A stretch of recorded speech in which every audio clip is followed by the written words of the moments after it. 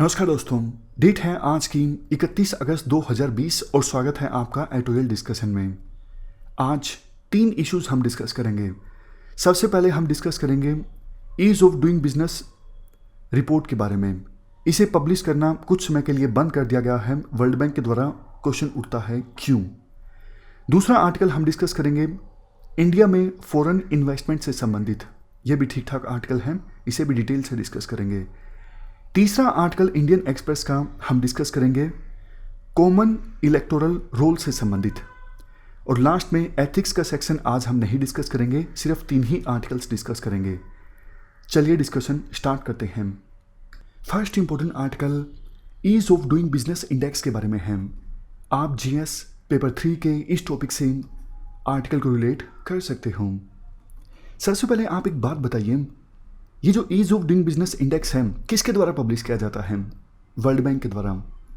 काफ़ी बार ये सुर्खियों में आता है क्योंकि इंडिया ने इस इंडेक्स में अपनी रैंकिंग को काफ़ी ज़्यादा इंप्रूव किया है पिछले 4-5 सालों में, और गवर्नमेंट इसके लिए अपनी खुद की तारीफ भी करती है। बट अब वर्ल्ड बैंक ने एक स्टेटमेंट में कहा है कि कुछ समय के लिए हम इस इंडेक्स को पब्लिश करना बंद कर रहे हैं। क्वेश्चन उठता है आखिरकार क्यों?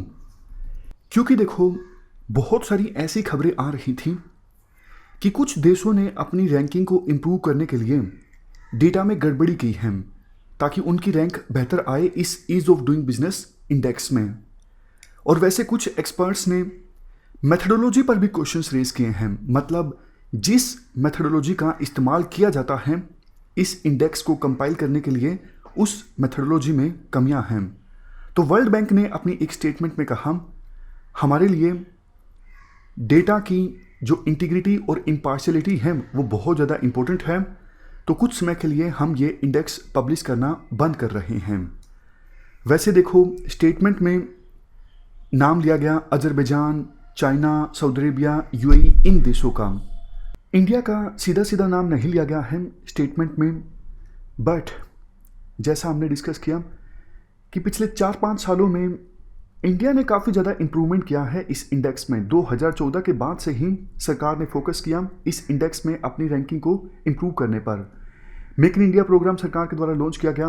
सरकार ने उस समय ये कहा कि 2022 आते आते हम ये इंश्योर करेंगे कि मैन्युफैक्चरिंग सेक्टर देश के जीडीपी में 25% कंट्रीब्यूट करें और 100 मिलियन एडिशनल जॉब्स क्रिएट हों। 2014 में इस इंडेक्स में हमारा स्थान था 142वां, 2019 में ये घट के हो गया 63rd। तो फिर डाउट तो आ जाता है, क्या कहीं हमसे भी कोई चूक हुई है क्या? मतलब कुछ एक्सपर्ट्स तो बोल भी रहे हैं, क्या इंडिया ने भी कुछ डेटा को मैनिपुलेट किया है इस इंडेक्स में अपनी रैंकिंग को इम्प्रूव करने के लिए? जनवरी 2018 में जस्टिन सैंडफर और दिव्यांशी वाधवा, इन्होंने एक स्टडी कंडक्ट की थी centre for global development think tank में, और स्टडी में पाया गया इंडिया की जो रैंकिंग इंप्रूव हुई है इस इंडेक्स में, वो टोटली इस वजह से हुई है क्योंकि वर्ल्ड बैंक ने मेथडोलॉजी में बदलाव किया इस इंडेक्स को कंपाइल करने के लिए, जिसका फ़ायदा इंडिया को मिला। अदरवाइज ग्राउंड लेवल पर सिचुएशन वैसे ही है जैसे पहले थी। मतलब जितना डिफ़िकल्ट बिजनेस करना पहले इंडिया में था, आज भी उतना ही डिफ़िकल्ट है। हालांकि ये सिर्फ इनका व्यू है, सभी का ये व्यू नहीं है। अलग अलग एक्सपर्ट्स का अलग व्यू है, सरकार का अलग व्यू है। इसके बाद बात की जाती है चिली की। चिली जो कि साउथ अमेरिका का एक देश है, 2014 में ease of doing business index में चिली की रैंकिंग थी 34, जो कि 2017 में घट के हो गई 67th। तो चिली के जो फॉर्मर सोशलिस्ट प्रेसिडेंट हैं मिशेल बैचलेट, इन्होंने आरोप लगाया कि वर्ल्ड बैंक के द्वारा ease of doing business index को कंपाइल करने की जो मेथडोलॉजी है उसे मैनिपुलेट किया जा रहा है ताकि चिली की रैंकिंग खराब हो और मेरी जो प्रेसिडेंसी है वो बैड लाइट में आए, मतलब मेरी इमेज खराब हो। जनवरी 2018 में सैंडफर और दिव्यांशी वाधवा की जो स्टडी थी, उस स्टडी में कहा गया अगर हम नई मेथडोलॉजी को इग्नोर कर देते हैं और वर्ल्ड बैंक की पुरानी मेथडोलॉजी को ही फॉलो करते हैं इस इंडेक्स के लिए, तो चिली की रैंकिंग में कुछ खास गिरावट आपको नहीं देखने को मिलेगी। इवन 2017 में वर्ल्ड बैंक के चीफ इकोनॉमिस्ट पॉल एम रोमर, इन्होंने भी कहा था कि वर्ल्ड बैंक ने गलतियां की हैं इस इंडेक्स को कंपाइल करने में। इवन देखो रशिया का केस भी काफ़ी ज़्यादा इंटरेस्टिंग है। 2012 में रशिया की रैंकिंग इस इंडेक्स में थी 120 और 6 साल बाद आश्चर्यजनक रूप से रशिया की रैंकिंग इस इंडेक्स में घट के हो गई सिर्फ 20। मतलब 6 सालों में 100 स्थान जो है रशिया आगे आ गया। इवन आज के समय में Russia, China, Brazil, India in देशों से भी काफ़ी ज़्यादा आगे है। अब देखो, आप एक बात बताइए, ease of doing business index हमें क्या बताता है? ये बताता है ना किसी देश में बिजनेस करना कितना आसान है। तो रशिया की रैंक 20, मतलब रशिया में बिजनेस करना ज़्यादा आसान है। तो होना तो ये चाहिए रशिया में ज़्यादा इन्वेस्टमेंट आए, ज़्यादा कंपनीज रशिया में आएँ, ताकि क्योंकि यहाँ पे बिजनेस करना तो आसान है, इससे रशिया की जीडीपी भी इंक्रीज हो, मैन्युफैक्चरिंग आउटपुट भी इंक्रीज हो। बट ऐसा कुछ नहीं देखने को मिला। सिर्फ ease of doing business index में स्थान इंप्रूव हुआ है, जबकि ग्राउंड लेवल पे कोई इन्वेस्टमेंट नहीं आ रही है। इवन आप इंडिया के संदर्भ में भी यही कह सकते हो। इंडिया का स्थान तो काफ़ी इंप्रूव हुआ, 142 से 63 पर आ गए हम। बट जो हमने सोचा था कि मैन्युफैक्चरिंग सेक्टर हमारे देश की जीडीपी में ज़्यादा कंट्रीब्यूट होगा, क्या ये इंश्योर हम कर पाए? Ease of doing business index improve होने से नहीं कर पाए। मैन्युफैक्चरिंग सेक्टर का जीडीपी में कंट्रीब्यूशन जो है वो 16 से 17% के इर्द गिर्द घूम रहा है। इवन 2011-12 से लेकर 2017-18 के बीच 35 लाख जॉब्स का लॉस हो गया। नेशनल अकाउंट्स स्टैटिस्टिक्स के अनुसार एनुअल जीडीपी ग्रोथ रेट जो है मैन्युफैक्चरिंग सेक्टर में वो 2015-16 में 13.1% थी, जो कि 2019-20 में 0% तक आ गई। मतलब ग्रोथ रेट रुक ही गई होने के बजाय। अभी भी इंडिया का डिपेंडेंस बहुत ज़्यादा है चाइना के ऊपर, और इसीलिए प्रधानमंत्री मोदी ने कुछ दिनों पहले आत्मनिर्भर भारत कैंपेन भी लॉन्च किया। तो ये सब हमने एग्जाम्पल्स देखे कि किस प्रकार से इंडेक्स के कंपाइलेशन में गड़बड़ियां हैं। लेकिन अब क्वेश्चन ये उठता है कि कमियां हैं क्या? सबसे बड़ी कमी देखो ये है, ये इंडेक्स सिर्फ बड़े शहरों पर फोकस करता है। फॉर एग्जांपल इंडिया में दिल्ली और मुंबई सिटीज़ के डेटा पर ये इंडेक्स कंपाइल कर दिया जाता है। छोटे शहरों में क्या सिचुएशन है ये नहीं देखा जाता। इस इंडेक्स के कंपाइलेशन में दूसरी बड़ी कमी ये है, ये देखो इंडेक्स इस बात पर फोकस नहीं करता कि ग्राउंड लेवल पर क्या सिचुएशन है। नहीं, ये इंडेक्स इस बात पर फोकस करता है कि कानून कैसे हैं। जैसे मान लीजिए इंडिया में कानून ये है कि इलेक्ट्रिसिटी कनेक्शन मिलना चाहिए 5 दिनों के अंदर अंदर। बस इस कानून के आधार पर ये इंडेक्स डेटा कंपाइल करेगा। इस इंडेक्स के द्वारा ये नहीं कंसीडर किया जाता कि लोकल जो एंटरप्रेन्योर्स हैं क्या वो वास्तव में 5 दिनों में इलेक्ट्रिसिटी का कनेक्शन ले पा रहे हैं या फिर नहीं ले पा रहे। मतलब सिर्फ एक्चुअल कानून क्या है उस पर फोकस किया जाता है, उस कानून को इंप्लीमेंट किया जा रहा है या फिर नहीं किया जा रहा, ये इंडेक्स इग्नोर कर देता है। इसके बाद नेक्स्ट कमी, ये इंडेक्स एज्यूम कर लेता है कि लेबर मार्केट जितनी ज़्यादा कम रेगुलेटेड होगी उतना ही ज़्यादा अच्छा है, उसी देश को ज़्यादा अच्छी रैंकिंग दी जाए। मतलब ये एक क्राइटेरिया माना जाए ease of doing business index में बेहतर रैंकिंग देने का। तो इसके आधार पर इंडिया ने क्या किया, सबसे पहले 2016 में महाराष्ट्र गवर्नमेंट ने जो स्टीम बॉयलर्स का इंस्पेक्शन होता था अंडर बॉयलर्स एक्ट 1923 को, इसको एबोलिश कर दिया। इसकी जगह पे प्रोविजन किया गया थर्ड पार्टी इंस्पेक्शन होगा और एम्प्लॉयर्स सेल्फ सर्टिफिकेशन देंगे स्टीम बॉयलर्स का इंस्पेक्शन करने के लिए। बट देखो प्रॉब्लम ये है, किसी भी एंटिटी ने, किसी भी फैक्ट्री ने सेल्फ सर्टिफिकेशन नहीं दिया, तो एक प्रकार से लेबर इंस्पेक्शन होना बंद ही हो गया स्टीम बॉयलर्स का। और बाद में इसी प्रैक्टिस को दूसरे स्टेट्स के द्वारा भी फॉलो किया गया। तो मतलब मेथडोलॉजी में कहीं ना कहीं कमी है ease of doing business index के कंपाइलेशन में। तभी तो एज्यूम कर लिया जाता है कि जितना कम लेबर रेगुलेशन होगा उतना अच्छा है। देखो बहुत सारे देशों के एग्जाम्पल्स हमें बताते हैं कि बेहतर रेगुलेशन से जो परफॉर्मेंस है वो इंक्रीज होती है।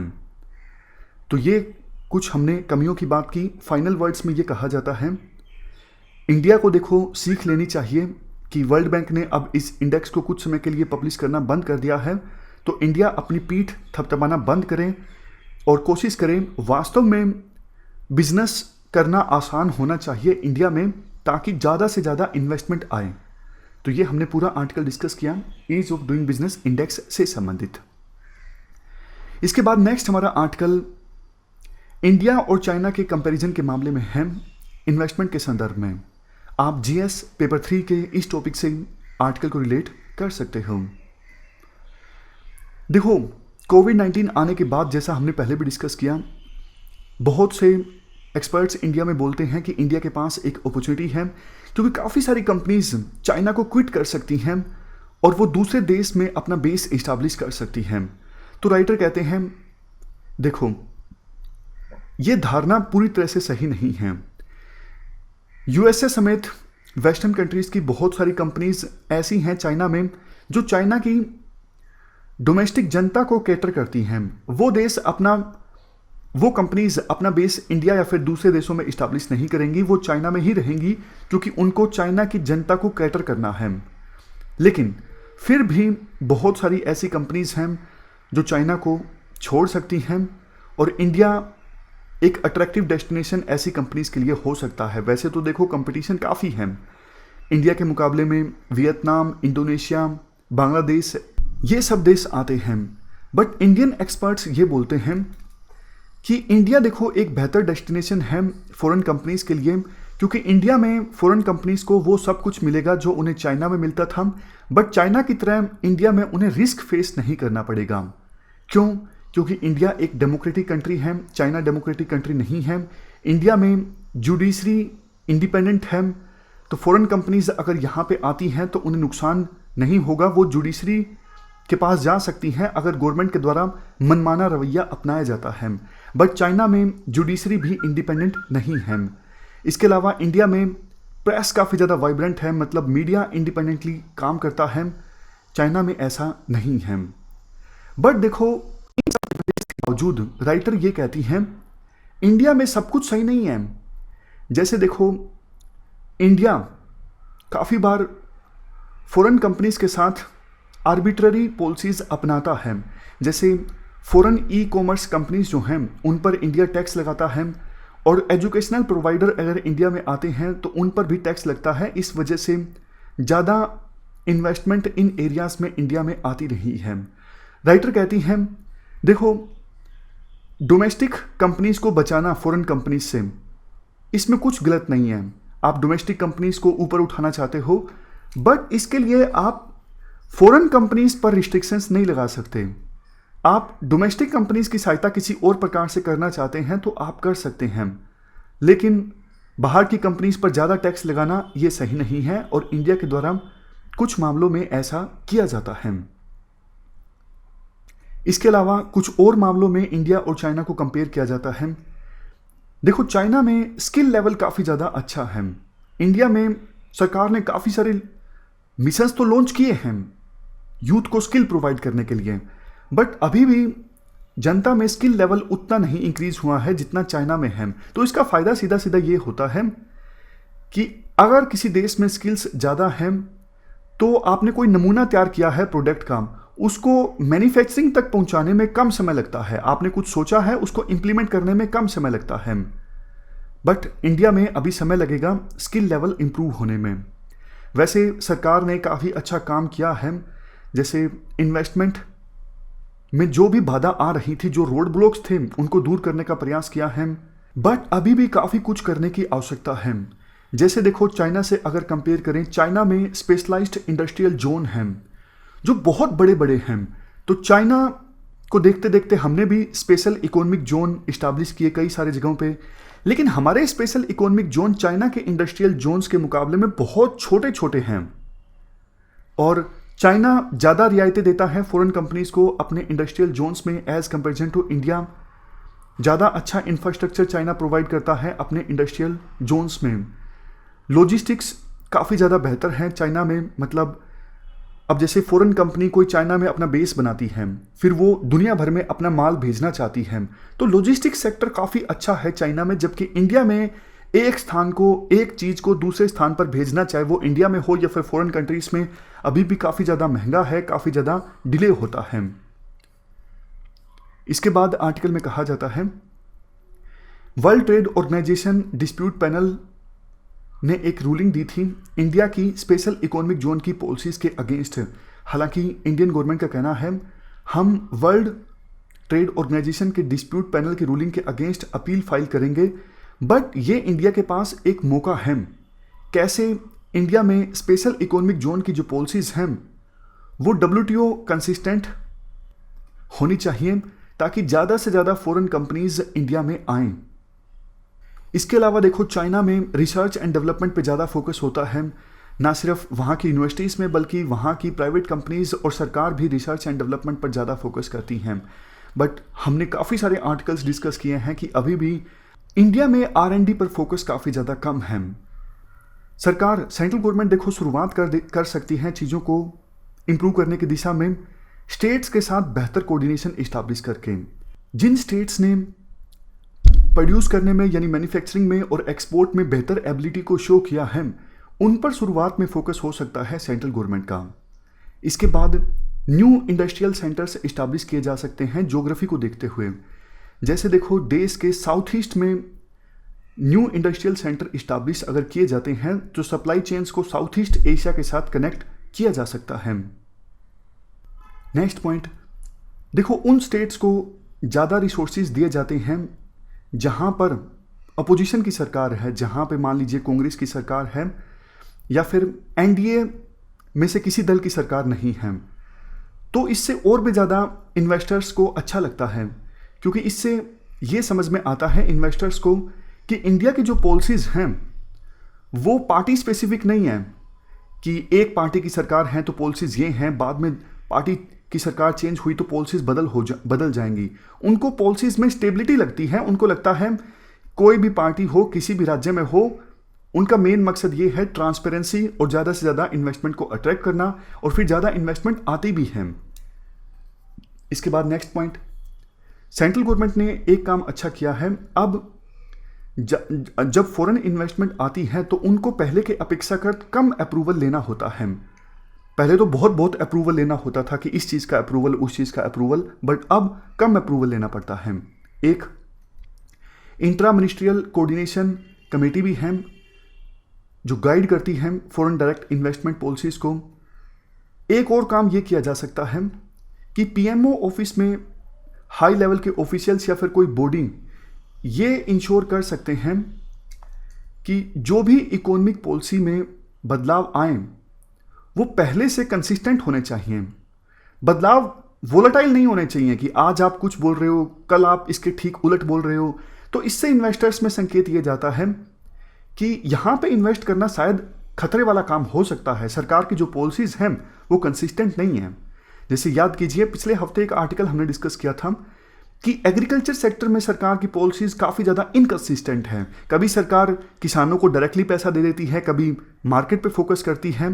तो सरकार की पॉलिसीज़ कंसिस्टेंट होनी चाहिए। लास्ट वर्ड्स, अगर देखो पॉलिसी फॉर्मुलेशन में ट्रांसपेरेंसी, प्रेडिक्टेबिलिटी ये सब होता है और कंसल्टेशन सरकार के द्वारा किया जाता है। ऑलरेडी जो फॉरेन कंपनीज जिन्होंने हमारे देश में इन्वेस्ट किया है या फिर फ्यूचर में जिनका प्लान है हमारे देश में इन्वेस्ट करने का, उन फॉरेन कंपनीज के साथ सरकार कंसल्ट करती है किसी भी मेजर पॉलिसी में बदलाव से पहले, तो ज़्यादा अच्छा होगा। ट्रस्ट जो है फॉरेन इन्वेस्टर्स का इंडिया के ऊपर बढ़ेगा और ज़्यादा इन्वेस्टमेंट इंडिया में आएगी। इसके बाद नेक्स्ट हमारा आर्टिकल सिंगल इलेक्टोरल रोल के बारे में है। आप GS पेपर 2 से इस आर्टिकल को रिलेट कर सकते हो। क्या कंटेस्ट है? प्रधानमंत्री ऑफिस ने इस महीने इलेक्शन कमीशन के रिप्रेजेंटेटिव्स के साथ और लॉ मिनिस्ट्री के साथ एक मीटिंग की। क्या हमारे देश में कॉमन इलेक्टोरल रोल हो सकता है? मतलब पंचायत के इलेक्शंस हो, म्यूनसिपैलिटी के इलेक्शंस हो, स्टेट असेंबली के इलेक्शंस हो या फिर लोकसभा के इलेक्शंस हो, सब में वोटर लिस्ट जो है वो सेम हो, मतलब सेम इलेक्टोरल रोल हो। आमतौर पे देखो इलेक्शन से पहले सरकार के द्वारा लिस्ट रिलीज की जाती है कि इलेक्टोरल रोल में इनका नाम है, मतलब इनका वोट है और ये इस इलेक्शन में वोट कास्ट कर सकते हैं। बट होता क्या है, इलेक्शन कमीशन ऑफ इंडिया के द्वारा आपको पता है पार्लियामेंट्री इलेक्शंस कंडक्ट किए जाते हैं और स्टेट असेंबली के इलेक्शंस कंडक्ट किए जाते हैं। बट लोकल जो इलेक्शंस हैं जैसे पंचायत के इलेक्शंस, म्यूनसिपैलिटी के इलेक्शंस, ये स्टेट इलेक्शन कमीशन के द्वारा कंडक्ट किए जाते हैं। अब होता क्या है, काफ़ी सारे स्टेट इलेक्शन कमीशन तो देखो ऐसे हैं जो इलेक्शन कमीशन का इलेक्टोरल रोल है उसी का इस्तेमाल कर लेते हैं कि सेम ही है, हम भी इसका इस्तेमाल कर सकते हैं। बट कुछ स्टेट्स ऐसे हैं, फॉर एग्जांपल उत्तर प्रदेश, जो म्यूनसिपैलिटीज़ के लिए और दूसरे पंचायत इलेक्शंस के लिए अलग से इलेक्टोरल रोल प्रिपेयर करवाते हैं। मतलब इन स्टेट्स में जो स्टेट इलेक्शन कमीशन है वो फिर से इलेक्टोरल रोल बनवाता है, या फिर आप यूँ कह सकते हो इलेक्शन कमीशन का जो इलेक्टोरल रोल है उसमें बदलाव करवाता है। बट अगर देखो कॉमन इलेक्टोरल रोल होता है हमारे देश में तो काफ़ी सारे स्टेट्स का काम बच जाएगा, पैसा बच जाएगा, बहुत सारा फ़ायदा होगा। एम्प्लॉयज़ जिनको लगाया जाता है इलेक्टोरल रोल को प्रिपेयर करने में, उनको कोई और काम दिया जा सकता है, प्रोडक्टिविटी इंप्रूव की जा सकती है। और ऐसा करके अगर सेम इलेक्टोरल रोल अगर हमारे देश में होता है तो फिर हम साइमल्टेनियस इलेक्शंस की दिशा में आगे बढ़ सकते हैं। तो इसीलिए पीएमओ ने इलेक्शन कमीशन और लॉ मिनिस्ट्री के रिप्रेजेंटेटिव्स के साथ मीटिंग की। अब क्वेश्चन उठता है कि ये कैसे पॉसिबल होगा, क्या चैलेंजेस हैं।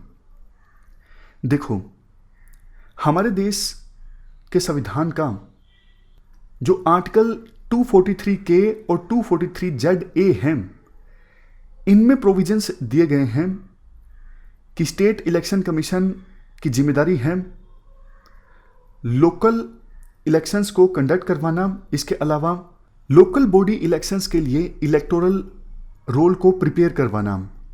तो यहाँ पे अगर हम संविधान को अमेंड करके कॉमन इलेक्टोरल रोल की बात लिख लेते हैं, मतलब ये लिख देते हैं कि स्टेट इलेक्शन कमीशन वही इलेक्टोरल रोल को यूज करेगा जिसको इलेक्शन कमीशन ऑफ इंडिया के द्वारा यूज किया जाता है पार्लियामेंट्री और स्टेट असेंबली इलेक्शंस को कंडक्ट करवाने के लिए, तो फिर स्टेट इलेक्शन कमीशन की पावर खत्म हो जाएगी इलेक्टोरल रोल को प्रिपेयर करवाने की। तो उनको वही इलेक्टोरल रोल को यूज़ करना ही पड़ेगा, ये किया जा सकता है।